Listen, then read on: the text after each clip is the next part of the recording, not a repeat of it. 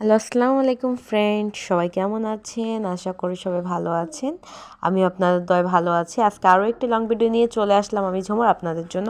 আশা করি ভিডিওটা না টেনে পুরোটা দেখবেন আর কেমন হচ্ছে কমেন্ট করে বলবেন।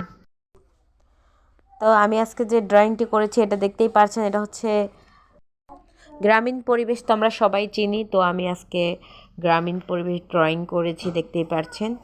তো এই পরিবেশগুলো কিন্তু খুবই সহজ আর খুবই ভালো লাগে আমার কাছে, তাই আমি এগুলো সবসময় ড্রয়িং করি। তো ড্রয়িং করার জন্য আমি প্রথমেই কিন্তু দেখতে পাচ্ছেন আকাশি কালারটা একদম আকাশে ড্রয়িং করে নিয়েছিলাম।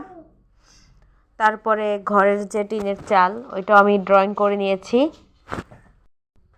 তো আমি ঘরটাকে পুরোটাই রং করে ফেলেছি, দেখতে পাচ্ছেন। রং করার পরে আমি মাঝখানে হলুদ কালার দিয়ে দিলাম। হলুদ কালার করার পরে আমি ভিতরে কালো দিয়ে দিয়েছি।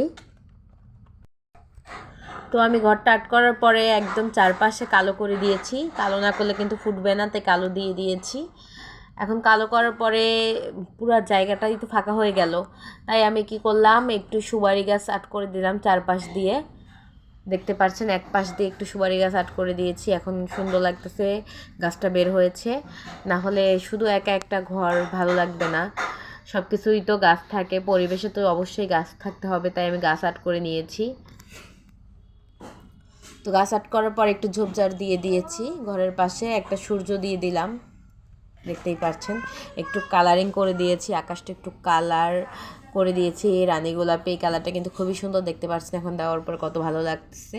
এখন চিন্তা করলাম আর কি দেওয়া যায়, পরে আমি ভাবলাম একটা নদী দিয়ে দিই। এখন নদী দিয়ে দিলাম, একদম গাঢ় কালার করে একটা নদী দিয়ে দিয়েছি, নীল কালার। গাঢ় নীল কালারটা তো আমরা সবাই চিনি। তো